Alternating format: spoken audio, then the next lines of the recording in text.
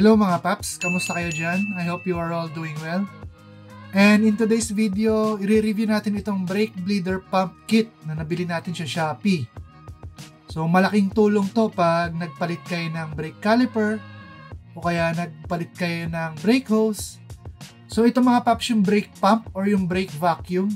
Bali ito yung pinaka main na pyesa ng kit na ito. Ito bali yung sumisip-sip ng air bubbles mula doon sa brake system natin. Siyempre makakasip-sip din yan ng brake fluid mula doon sa brake system natin.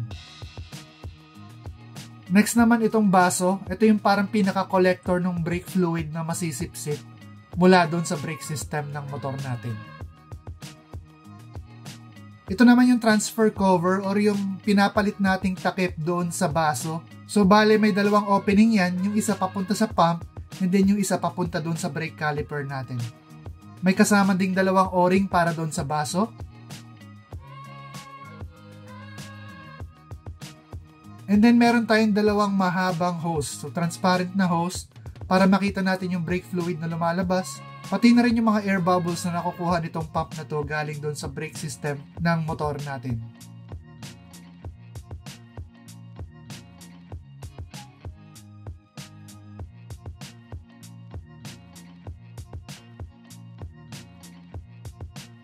Tapos ito naman yung suction cup. Hindi ko alam kung saan ginagamit tong suction cup na to pero may kasama yung kit na suction cup. Next, dalawang maikli na transparent hose. So next naman itong mga maliliit na attachments natin. Itong dalawang ito, ginagamit ito pag sisipsipin natin yung brake fluid mula doon sa brake reservoir. Next naman itong dalawang connector na to. Meron tayong T-connector tsaka straight connector.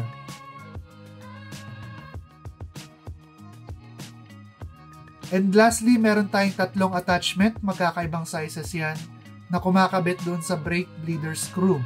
So bali ang gamit natin sa Click 160 natin dito ay yung pinakamaliit.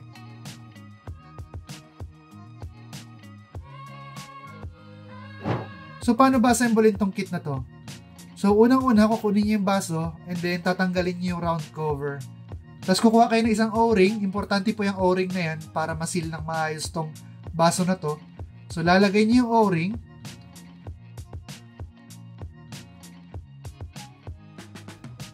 And then pagkatapos nun, ilalagay niyo yung transfer cover, yung meron dalawang butas sa kabilaan.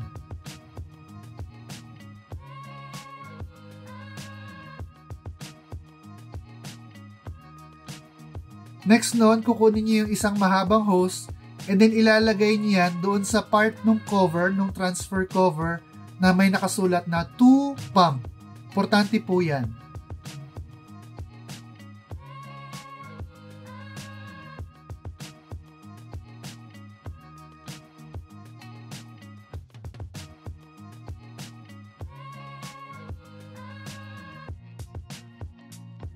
And then syempre, yung kabila ng hose na yon, ikakabit niyo yung pump or yung vacuum pump.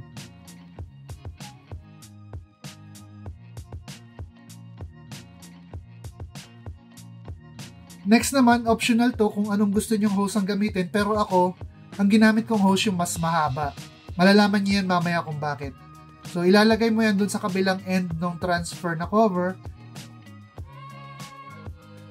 And then sa kabila ng hose na yon, ilalagay niyo yung attachment na kumakabit doon sa bleeder screw. So ang ginamit ko nga dito yung pinakamaliit na attachment. At ito na siya, ready na siya para gamitin natin sa motor. So let's go. So bago kayo magsimula, para madali ang buhay nyo, hanap kayo ng assistant na magtitingin kung low level na yung brake fluid natin doon sa brake reservoir ng motor. So mga paps, ang brake fluid ay nakakasira ng paint ng motor. Kaya for safety, huwag niyong kakalimutan i-cover yung parts ng motor na ayaw niyong malagyan ng brake fluid. And then, mag-prepare kayo ng brake fluid na match doon sa brake system ng motor nyo. Kung hindi kayo sure, nakasulat po yan doon sa cover ng brake reservoir nyo. In this case, sa Click 160 natin, gumagamit po yan ng DOT3 or DOT4. Pero sa bleed po na ito, gagamit po tayo ng DOT3 na brake fluid. So ganito po ang setup na ginawa ko. So kung mapapansin nyo, yung attachment natin meron pa ring cable tie sa dulo masyado pa rin po kasing malaki yan para doon sa bleeder screw nitong RCB brake caliper natin. So ang ginawa ko, nilagyan ko lang siya ng cable tie para humigpit yung attachment na yon.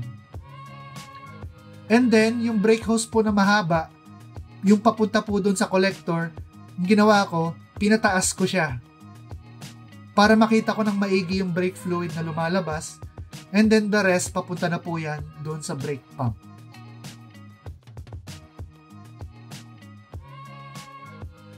So ang una nyo pong gagawin, habang nakasara yung bleeder screw, bubombahan nyo na po itong brake pump. So around 20 to 15 po yung vacuum na gagamitin natin. Tapos habang pressurize yung linya, doon po natin bubuksan yung bleeder screw. So habang nakabukas yung bleeder screw, doon po natin bobombahin tong pump. And then obserbahan po natin yung mga lumalabas na bubbles tsaka brake fluid mula doon sa caliper. Siyempre, isang importanteng part po dyan ay dapat hindi mauubusan ng brake fluid yung brake reservoir ng motor nyo. Kaya nga po tayo may helper para pag mauubusan na, dadagdagan po natin ng brake fluid yung brake reservoir. So ako po, ang ginagawa ko, hanggang kalahati lang po ng reservoir yung brake fluid, tapos i-refill ko na ulit hanggang sa taas. So ang masasabi ko lang po sa pagbe-bleed ng brakes ay matagal na proseso po yan. Dapat mahaba po yung oras nyo, habaan nyo rin po yung pasensya nyo. And eventually, titigas din po yung brake lever na yan. So ako po, bali ang ginamit ko po dito ay yung itong brake pump and then yung normal na pagbe-brake bleed. So combination po yun para mapabilis po yung trabaho.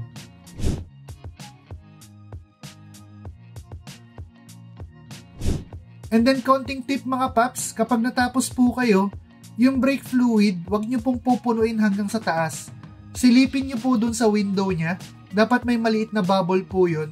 Kasi pag nainitan po ang brake fluid natin, nag-e-expand po yan. And kapag pinuno po natin itong brake reservoir natin ng brake fluid, possible po kasing magtagas yan. And masisira po yung black na finish ng brake reservoir natin. And sayang naman po. Siyempre, wag natin kalimutang linisin yung part ng mga brakes natin, yung mags, ganyan. Kasi kahit gaano tayo kalinis, meron at merong tutulong brake fluid dyan. Minsan hindi natin napapansin. So it's better to be safe. Linisin natin yung parts ng brakes natin, yung brake caliper at saka yung mags. So that's it mga paps. Hopefully may natutunan kayo sa video na ito. Kung wala, sana na-entertain ko kayo. Kung umabot kayo sa part ng video na ito, maraming salamat po. Ngayon kung nagustuhan nyo itong video na ito, please click the like button below. Consider subscribing na rin kung hindi pa kayo nakasubscribe. Ako po si Mark. Ride safe lagi mga paps and kita-kits tayo sa daan. Peace out!